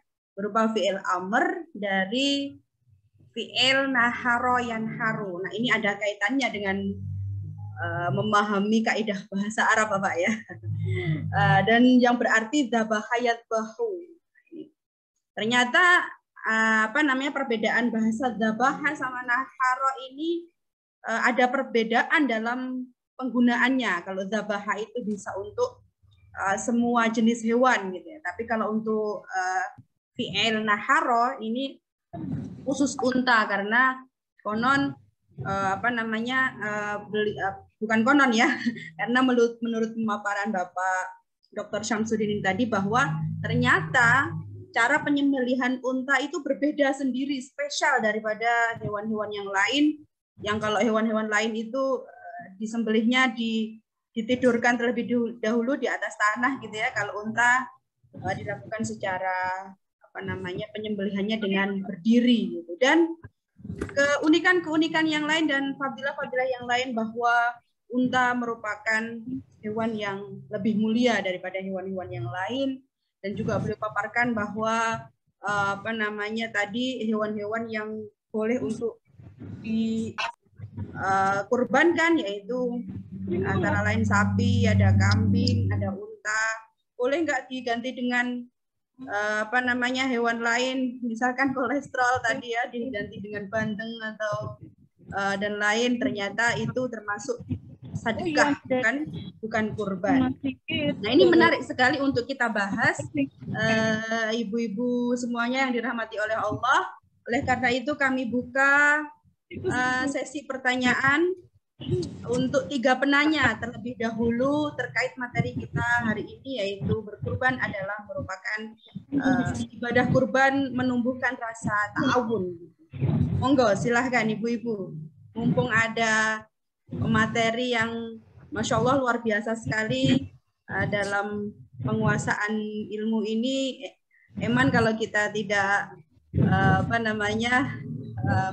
mengulas lebih lanjut atau mungkin ada pertanyaan, Eman kalau tidak ditanyakan. Monggo ibu-ibu. Silakan. Ya, saya Nur Aini dari Kota Malang. Oh, siap, Ibu Nur Aini, monggo. Ya. Ya, Assalamualaikum warahmatullahi wabarakatuh. Waalaikumsalam warahmatullahi wabarakatuh. Alhamdulillah tadi kita sudah mendengarkan paparan dari Pak Syamsuddin. Nah, ada 2 hal yang ingin saya tanyakan di sini. Satu berkaitan dengan pelaksanaan kurban. Hewan kurban misalnya yang dilaksanakan oleh Lazismu berupa kurban rendang, kan ada sekarang tawaran-tawaran. Nah, cuman sesuai dengan judul kita tadi bahwa kurban itu meningkatkan ta'awun sosial. Nah, ya kadang-kadang ini maaf saya tidak tahu tempat lain ya, kurban rendang kita itu diterima setahun kemudian. Ya saya sendiri karena pengurus PDA itu kan kadang-kadang mendapatkan tadi loh kaleng-kaleng rendang. Tapi itu adalah rendang-rendang dari hasil kurban tahun lalu gitu ya. Nah itu apakah maksudnya boleh atau tidak? Apakah karena darurat?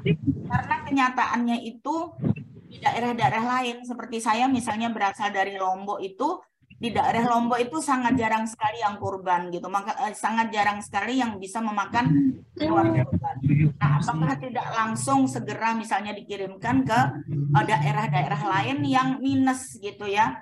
Itu daerah Lombok, mungkin dari Sumbawa, dari Flores dan sebagainya yang masyarakatnya minus muslimnya dan juga minus ekonominya. Itu satu dari saya. Mungkin ini harus ada klarifikasi dari Lazismu. Terus yang kedua tadi adalah mengenai hadis makbulah. Ini memang yang saya sering bertanya-tanya juga gitu, karena ya kita ini kan ditarjih, di tablik sekarang ada tarjihnya gitu ya. Jadi kalau tidak bisa menjelaskan dan menjawab dengan benar itu juga agak malu nanti kita di anggota kita sendiri gitu ya. Nah, selama ini saya mendapat pemahaman hadis makbulah tadi adalah walaupun dia itu sahih, sanadnya bersambung, kemudian rawi-rawinya juga sikoh gitu ya. tetapi dia tidak rasional tadi, walaupun dia diriwayatkan oleh Bukhari Muslim, seperti misalnya kencing onta adalah obat dari segala penyakit. Tapi karena dia tidak rasional tadi, maka dia ghairu makbulah. Jadi kita di Muhammadiyah tidak memakainya. Tapi ternyata tadi ada juga hadis makbulah. Ini saya agak lupa ya, maksudnya tadi apakah saya salah pemahaman?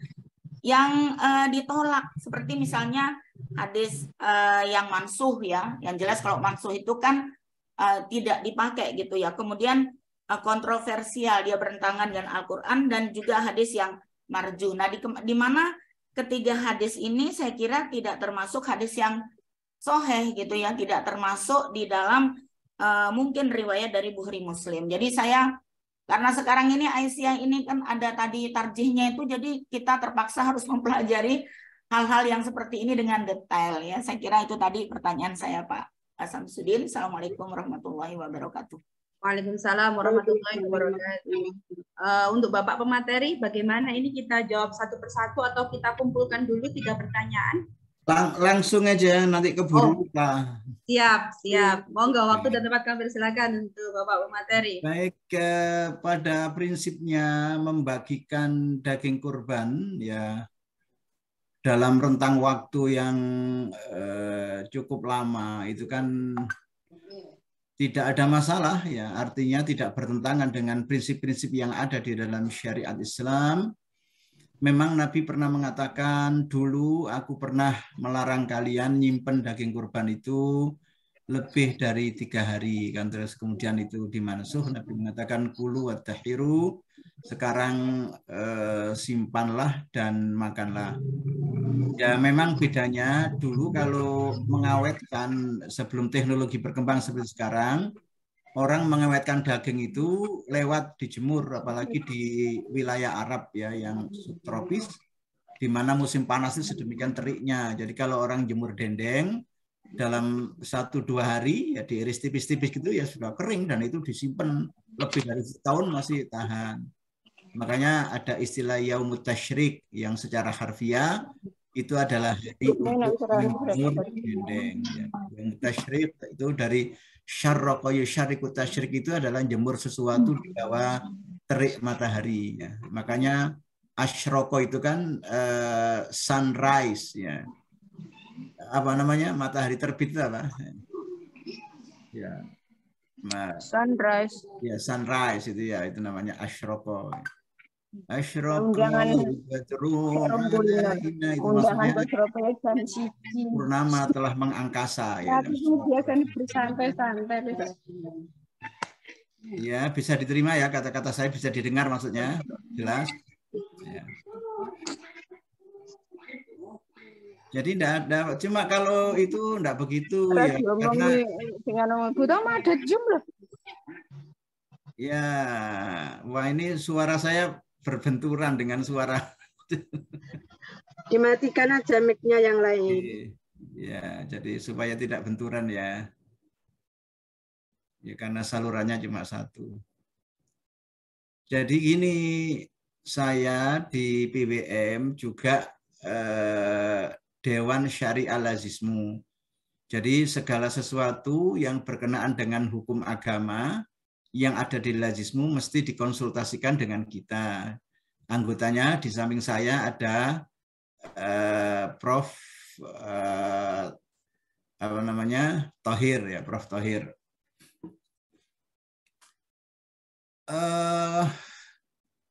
Pembagian rendangmu kepada orang-orang yang titip itu tidak maksa kok. Lazismu itu hanya menawarkan kepada seseorang ya, bagaimana apakah titip di rendangmu itu tidak sampai 2 bulan, tidak sampai 2 bulan sudah diberikan, tidak sampai tahunan, boleh, sangat boleh. Bahkan dalam konteks sekarang saya kira lebih utama lewat itu, karena begini ya, di Pulau Jawa itu hampir dapat dipastikan, walaupun kita tidak pernah berharap, pasti ada bencana alam. Kalau musim hujan ada banjir, kemudian gempa bumi, gunung meletus, itu sudah, walaupun kita tidak pernah berharap, tapi siklus itu selalu datang setiap tahun. seandainya kita tidak melakukan inovasi dengan mengalengkan daging kurban tadi, ya kita tidak bisa berbuat banyak. Jadi dengan ada rendangmu itu, begitu ada bencana, ada masyarakat terisolir, kita langsung kirim itu. Dan itu kan bisa langsung dimakan instan, tanpa dimasak pun tidak apa-apa. Dan kekuatan kedaluarsanya itu sampai 2 tahun. Jadi kalau dulu pada zaman Nabi, orang awetkan daging melewati menjemur di bawah terik matahari, sekarang lewat dikalengkan dalam bentuk rendangmu, kan sama saja, tidak ada perbedaannya. Yang kedua begini, jadi tidak usah ragu ya, aspek syar'i daripada rendangmu yang dilakukan oleh Lazismu, ya saya kira sudah 5 tahun terakhir ini. Bahkan sekarang menjadi model. Ormas-ormas lain ya tuh banyak belajar. Ormas-ormas lain ya, saya banyak yang studi banding ke Lazismu, bagaimana caranya supaya hewan kurban itu bisa tidak semuanya dibagikan tuntas pada saat penyembelihan, tapi juga bisa diawetkan yang sangat bermanfaat untuk penanganan bencana alam atau misalnya kelaparan di tempat tertentu. Yang kedua, jadi begini, saya kasih contoh saya aja ya. Saya ini kan sejak kecil di pesantren, ya. Sejak kecil di pesantren, jadi katakanlah belajar agama itu relatif tuntas. Saya bilang tuntas itu belajar Sahih Bukhari itu sampai khatam, gitu. Tidak kutip hadis tertentu saja. Belajar Sahih Muslim itu sampai khatam, dulu kan ada namanya khataman di pondok itu ya, biasanya pertengahan bulan Sya'ban sampai tanggal 20 bulan Ramadan itu ada namanya khataman, biasanya dapat 1 jilid. Jadi kalau Sahih Bukhari itu 4 jilid ya, bisa 3 tahun baru atau 4 tahun baru khatam. Jadi kalau kita bicara itu memang ada semacam konsensus ya di kalangan ulama muhaditsin bahwa as-sahul kitab ba'da kitabillah, paling sahihnya atau paling otentiknya kitab setelah Al-Quran itu adalah as-sahihani, 2 kitab sahih. Makna 2 kitab sahih itu adalah Sahih Bukhari dan Sahih Muslim. Itu kalau kita bicara tentang kitab hadis. Tapi itu sahih, bukan belum istilah tadi itu. Makna sahih itu dilihat ya dari syarat-syarat kesahihan hadis. Sanadnya harus bersambung, orang-orang yang berada di dalam sanad itu, para perawinya haruslah orang-orang yang kredibel, orang yang thiqah, kemudian ghairu mu'alladin wala syadzin, tidak ada illah al-qadihah, tidak ada cacat tersembunyi, juga tidak ganjil. Sehingga bisa dikatakan bahwa semua hadis dalam Sahih Bukhari itu adalah sahih dari sisi itu. Nah, kemudian hadis yang sahih itu, tadi sudah sempat saya sebutkan, itu makbul. Makbul itu apa? Bisa diterima sebagai dalil agama. Tapi faktanya, kalau kita baca Sahih Bukhari itu ada puluhan, ya mungkin 100 lebih hadis-hadis yang aneh-aneh itu, yang tidak bisa dimasukkan di akal manusia, ya.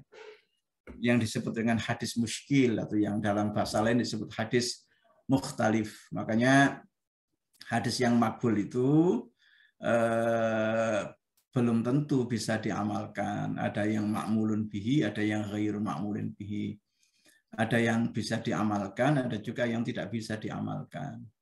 Bukankah hadis itu sahih? Kalau sahih itu menuntut untuk diamalkan? Iya, kalau ternyata, tadi saya sebutkan 3 hal. Pertama, hadis itu mukhtalif. Atau dalam bahasa lain, hadis itu muskil. Jadi kalau hadis itu mukhtalif atau muskil, bertentangan dengan ayat Al-Quran, bertentangan dengan fakta sejarah yang telah tegas, bertentangan dengan ilmu pengetahuan, bertentangan dengan akal pikiran manusia. Ya. Tapi apakah hadis yang kemudian kita katakan bertentangan dengan akal pikiran manusia itu mesti ghairu ma'mulun bihi? Ya tidak, belum tentu. Itu ditakwil namanya. Kemudian disitulah berlaku teori takwil. Misalnya Abu Dzar cerita saat pagi matahari itu minta izin kepada Tuhan untuk bisa bergerak ke arah barat. Saat itu dia sujud di bawah arsy Tuhan, matahari minta izin kepada Tuhan supaya saat pagi nanti bisa terbit dan lain sebagainya. Itu hadis Abu Dzar riwayat Bukhari. Padahal menurut ilmu pengetahuan masa begitu. Jadi ya itu yang kemudian ditakwil sedemikian rupa, ya disesuaikan dengan kaidah bahasa kan. Siapa tahu itu adalah bahasa simbol, siapa itu adalah bahasa kiasan, siapa tahu itu adalah bahasa yang perlu memperoleh takwil dan seterusnya. Ada hal-hal yang sifatnya antropomorfistis, ya, hal di mana Tuhan bergerak atau berlaku seperti manusia. Dan kajian-kajian seperti itu sudah sangat banyak. Ada orang namanya Sayyid Abu Bakar, itu menulis satu buku, seingat saya judulnya Adwa'u ala Sahih Al-Bukhari. Istilahnya dalam sederhananya hadis palsu yang berlindung di balik Sahih Bukhari. Padahal ya tidak palsu. Dia meneliti sekitar 70 hadis dalam Sahih Bukhari yang ia simpulkan sebagai hadis palsu hanya menurut penafsirannya saja. Itu kan tidak fair. Ternyata adalah hadis-hadis yang bisa ditakwil. Jadi memang ini memerlukan satu ilmu khusus, ya, bukan saja untuk mengetahui bahwa hadis muskil atau mukhtalif, tapi tidak memiliki atau menguasai teori-teori tentang takwil. Dulu ada Ibnu Rushd yang menulis sebuah buku, Ibnu Rushd Al-Andalusi, terkait teori-teori dasar dalam takwil ayat dan hadis Nabi. Karena Ibnu Rushd kan seorang fakih yang filosof. Jadi memang tidak semua hadis yang makbul itu makmulun bihi. Ada yang makbul tapi ghairu makmulun bihi, seperti yang sudah sempat saya sebut tadi. Yang pertama adalah hadis mukhtalif atau juga disebut dengan muskil, yang tadi itu ya termasuk ya bertentangan dengan prinsip-prinsip umum dalam ayat Al-Quran, bertentangan dengan akal sehat, bertentangan dengan fakta sejarah yang telah tegas, bertentangan dengan temuan-temuan baru dalam ilmu pengetahuan, padahal wahyu tidak boleh bertentangan dengan akal, dan lain sebagainya lah ya. Yang kedua, kalau hadis itu ternyata mansukh, misalnya nikah mut'ah. Nikah mut'ah itu kan ya nikah mut'ah, orang bilang nikah mut'ah itu perzinahan, ya enggak lah. Nikah mut'ah ya nikah mut'ah, pernah dibolehkan dalam Islam, kemudian diharamkan oleh Nabi ila yaumil qiyamah. Jadi pernah boleh tapi kemudian dilarang. Jadi kalau orang mengatakan nikah mut'ah itu adalah zina, masa Nabi pernah mengizinkan umatnya berzina?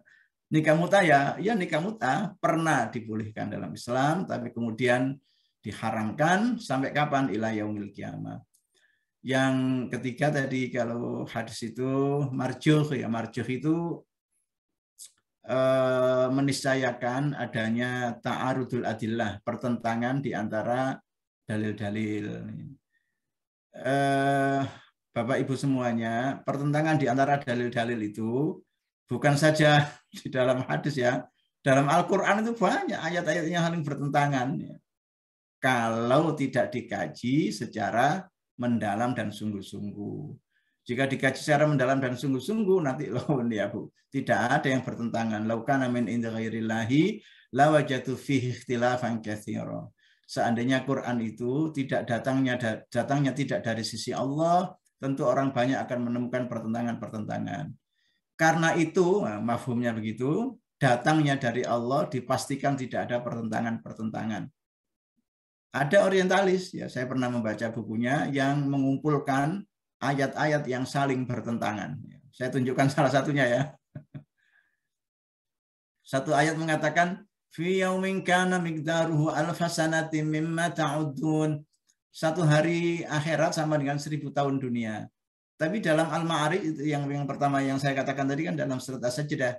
Dalam surat Al-Ma'arij dikatakan fi yaumin kana miqdaruhu 50 alfa sanah. Satu hari akhirat itu sama dengan 50.000 tahun dunia. Sama enggak antara 1000 tahun dengan 50.000 tahun? Kalau jenengan bilang sama, berarti waktu SD dulu enggak diajari matematika.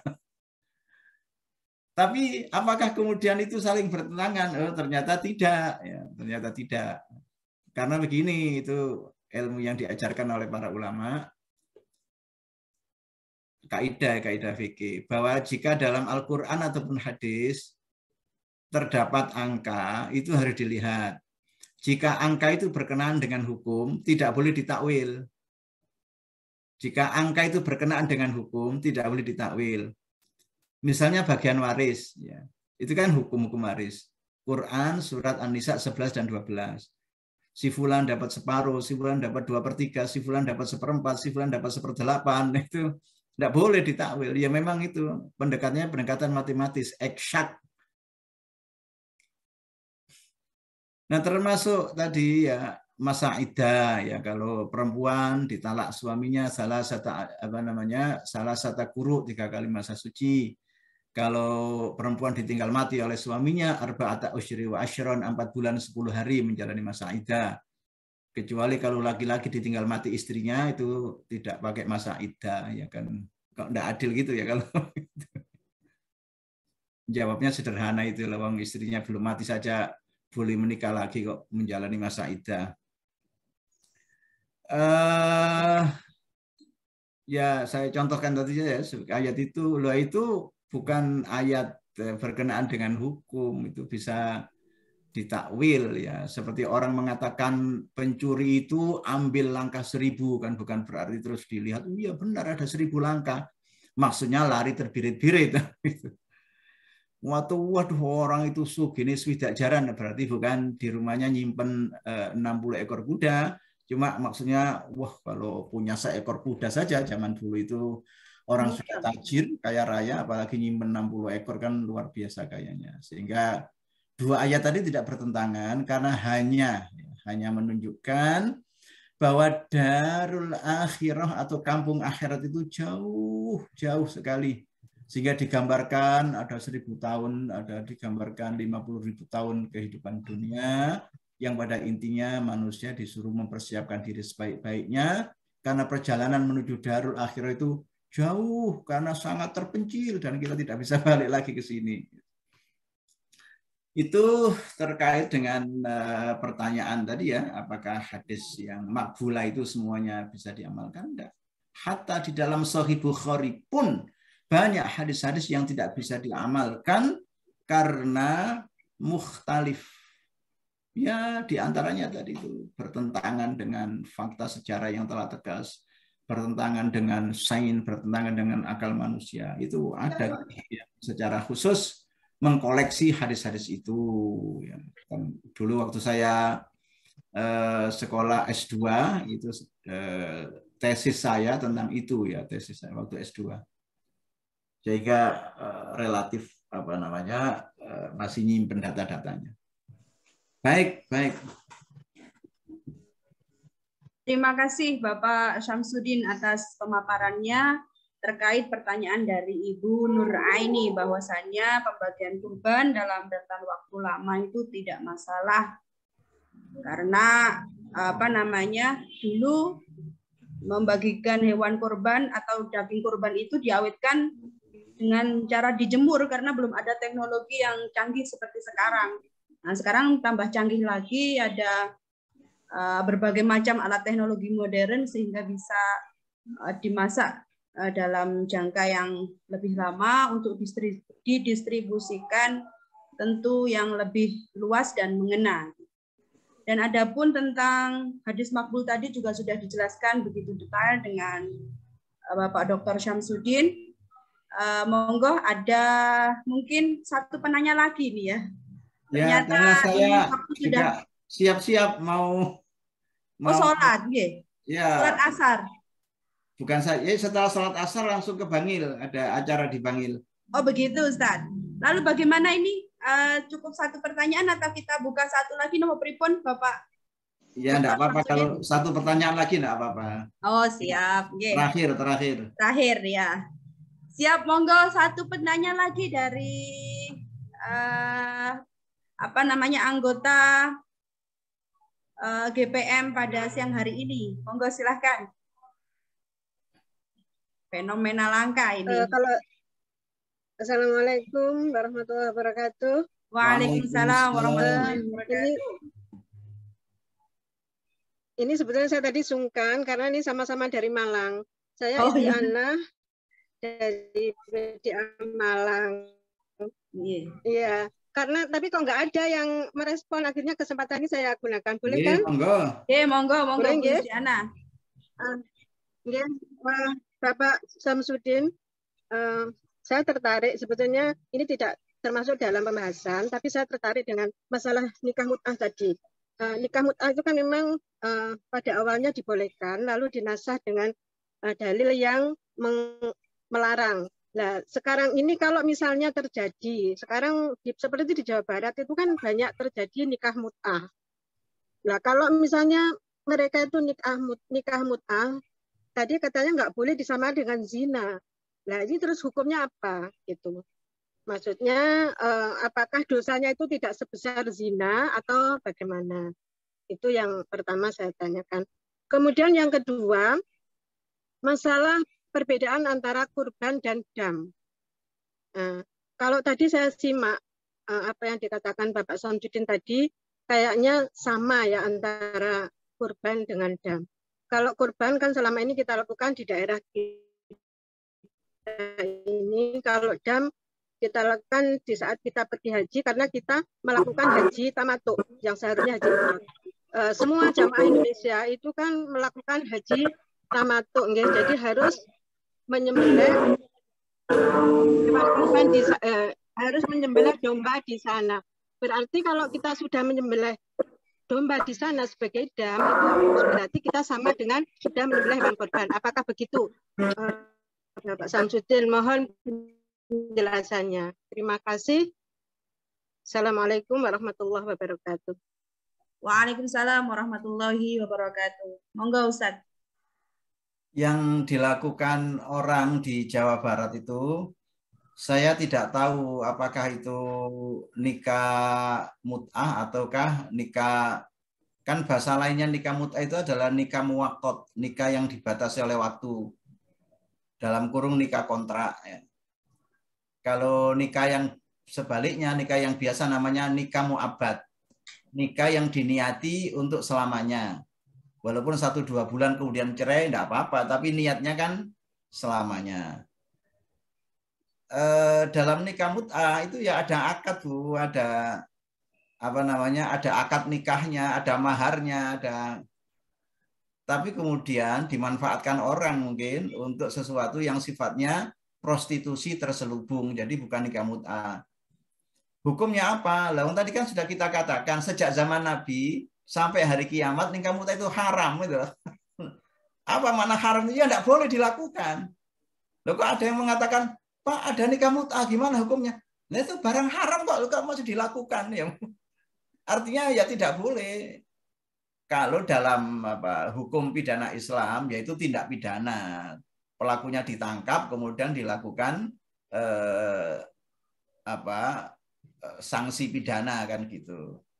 Ya sama dengan khamr, judi dan lain sebagainya kan, artinya dalilnya sudah jelas, sudah tegas, tidak perlu ragu lagi.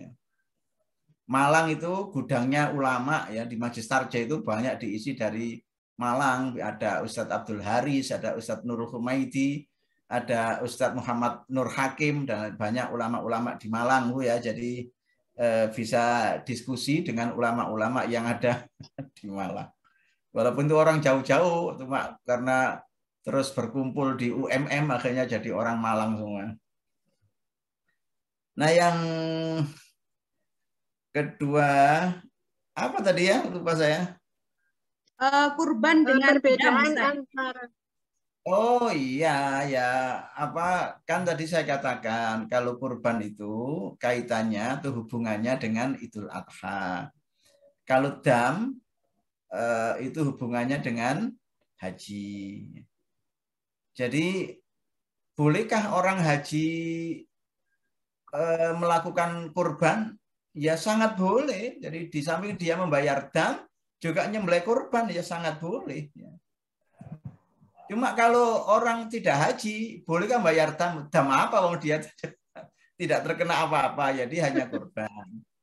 Jadi bedanya kalau dam itu disembelih di tempat tertentu, namanya manhar, yaitu area Mina. Sementara kurban disembelih di mana saja orang merayakan, ya di mana di Indonesia, di Afrika, di mana saja orang merayakan itu tentu saja kemudian tidak ada halangan. Baik ibu-ibu yang kami hormati, saya mohon maaf tidak bisa berlama-lama karena saya sudah 1 jam 30.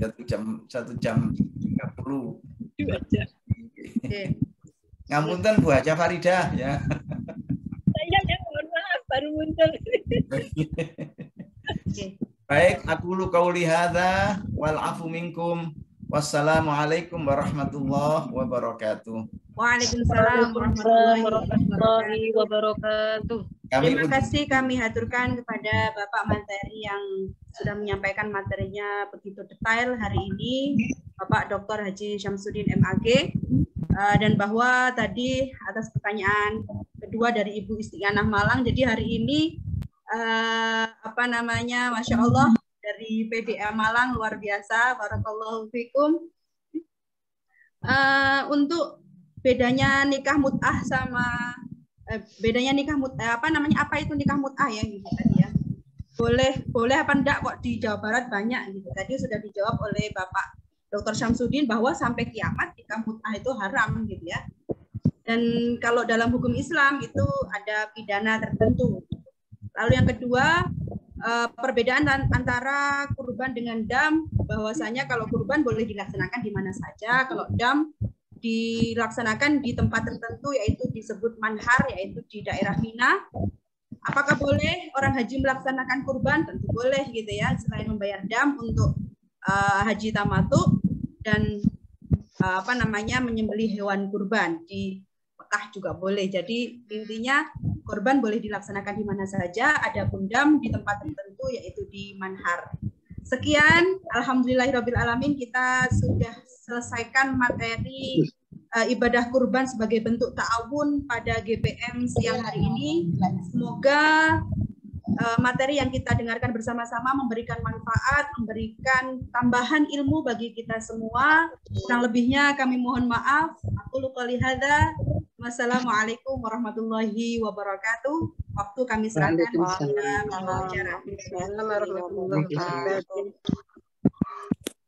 Waalaikumsalam warahmatullahi wabarakatuh. Tolong yang rame dimatikan. Alhamdulillahirabbil alamin wa bihi nasta'in ala umurid dunya waddin.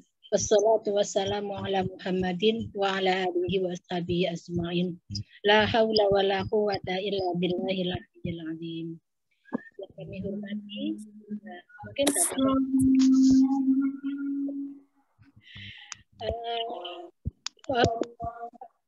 kami ucapkan banyak terima kasih pada Pak Dr. Syamsuddin setia tadi sebagai materi juga menemani sampai memberikan satu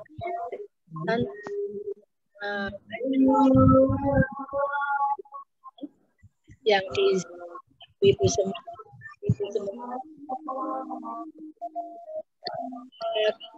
saja karena itu ya ibu sudah begitu capek. Saya mohon maaf secara pribadi tadi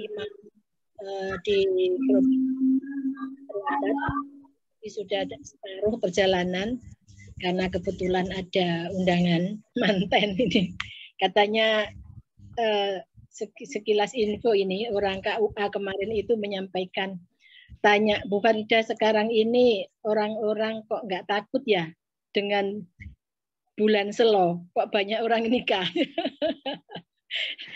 jadi lucu pertanyaannya. Saya jawab berarti bulan Selonya sudah tidak menakutkan lagi, Pak, saya gitu. Jadi ternyata bulan Selo ini juga banyak orang mantu. Alhamdulillah berarti sudah ada kemajuan kan begitu ya, untuk menghilangkan hurufat dan sebagainya itu sudah gitu tidak dipedulikan lagi. Baik Ibu-ibu sekalian, alhamdulillah saya tadi melihat peserta yang masuk di acara ini kurang lebih 110 gitu ya. 110 atau berapa ini. Alhamdulillah setelah sekian lama kita tidak bertemu, walaupun bertemu di layar laptop atau mungkin yang menggunakan HP seperti saya ini masih menggunakan HP karena tadi di perjalanan juga. Ini suatu yang luar biasa dari ibu-ibu yang tetap semangat, dan saya berharap untuk ke depan ini kita tetap semangat. Dan suatu perkembangan yang luar biasa adalah nama daripada majelis kita saat ini, nomenklaturnya berubah dengan Majelis Tabligh dan Ketarjihan. Di mana di situ kita harus eksis ya Bu ya, untuk mengikuti kajian-kajian tarjih supaya kita tidak tertinggal. Karena sesuai dengan nama majelis kita. Kemudian ada divisi-divisi, di mana divisi itu kita dituntut untuk mengembangkan IT kita. Alhamdulillah luar biasa dari tim kita ini. Ada tim yang insya Allah nantinya dari tim IT ini kita tunggu saja apa nanti actionnya ya Bu ya. Kita tunggu actionnya. Jadi insya Allah semua sudah tertata. Mudah-mudahan nanti dari ibu-ibu bisa mengoreksi apa yang kurang. Jadi dakwah digital harus kita berlari mengejar lewat IG, Instagram, lewat YouTube dan sebagainya. Pak insya Allah ini nanti juga akan ditayangkan melalui YouTube karena alhamdulillah di majelis yang saat ini 50% orang-orang baru yang mereka para kawula muda yang mahir dalam bidangnya itu masing-masing untuk organisasi. Kita perlukan karena memang kita sekarang hidup di daerah digital. Jadi yang sudah tua, nenek-nenek seperti saya ya sudah kadung ya cukup tahu matengnya. Cukup tahu matengnya dan doanya ya Bu ya. Iya, tapi monggo ini luar biasa dan ibu-ibu muda yang eksis di dalam bidangnya masing-masing yang bisa mengikuti perkembangan IT yang luar biasa. Ini sangat menggembirakan sekali. Mudah-mudahan nanti di pimpinan daerah juga begitu adanya. Jadi merekrut para kawan ibu-ibu muda yang mungkin keluar dari Nasyiah. Artinya kalau kita mengartikan lolos dari Nasyiah itu kisaran umur 40 tahunan begitu. Jadi semangatnya di dalam berkiprah dalam segala sesuatunya pokoknya ini luar biasa sekali. Saya berharap saya lihat juga dari beberapa daerah masih banyak sekali yang masih ada wajah-wajah lama juga kan begitu. Jadi memang perlu kita ada junior yang muncul, kemudian sebagai senior katakan kalau tidak mau disebut dengan sesepuh. Karena kadang-kadang kita itu di dalam perjalanan yang muda itu banter, kemudian karena kebanterannya itu butuh butuh apa ya? Butuh rem ya, butuh rem untuk ngerem itu. Yang mengarahkan inilah kemudian yang disebut monggo, disebut sesepuh atau senior atau apa gitu, monggo istilahnya. Jadi harus ada kolaborasi antara yang tua dan yang muda, itu seharusnya seperti itu, supaya ketika para kaula muda yang pinter-pinter di dalam hal ini ya sesuai dengan kedisiplinan ilmunya, ada yang pinter mahir di dalam ilmu hadisnya, di dalam tafsirnya, IT-nya, dan macam-macam, ini nanti kita saling melengkapi karena kita tidak ada yang sempurna, ya begitu ya Bu. Dan saya sampaikan terima kasih banyak kepada seluruh anggota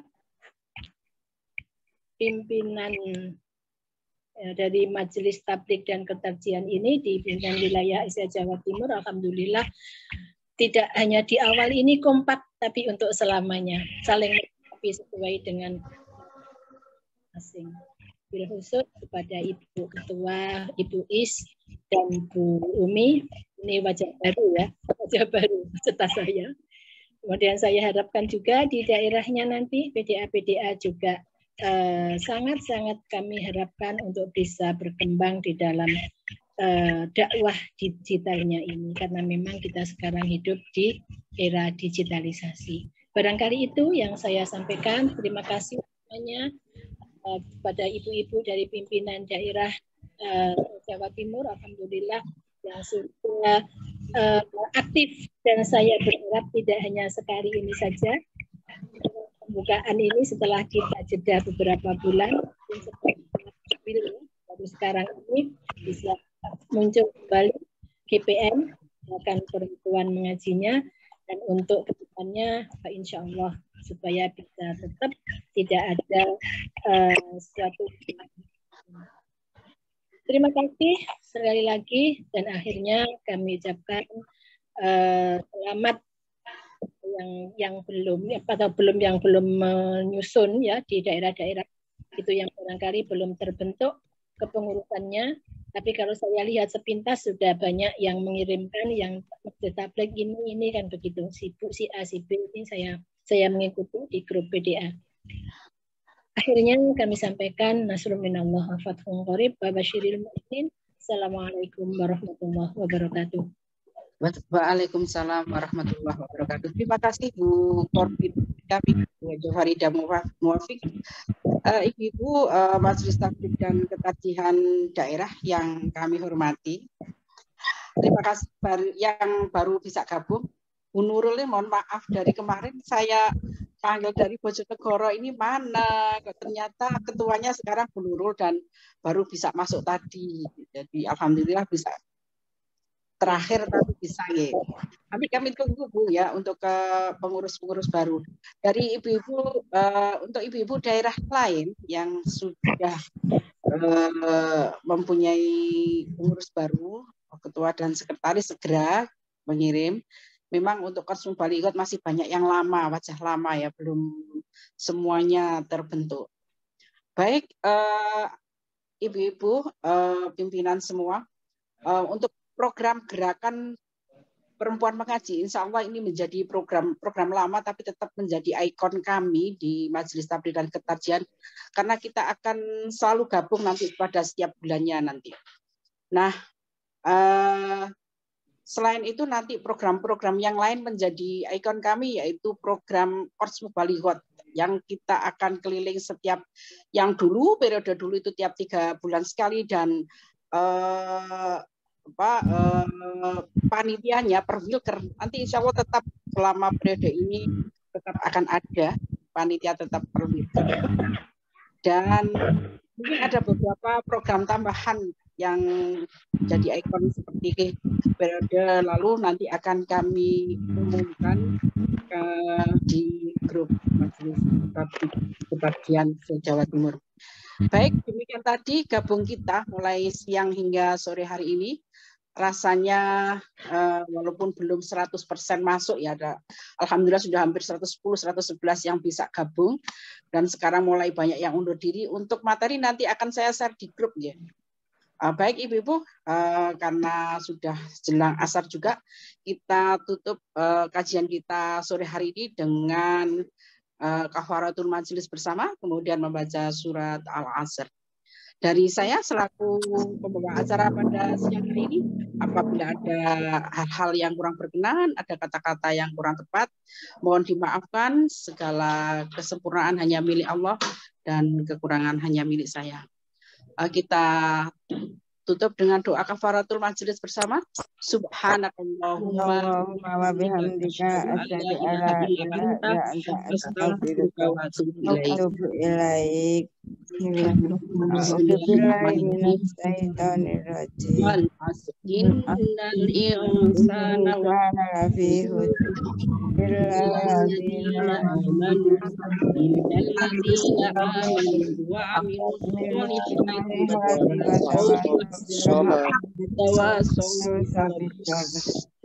Nah, demikian tadi Ibu pertemuan kita tutup nggih. Wassalamualaikum warahmatullahi wabarakatuh. Waalaikumsalam.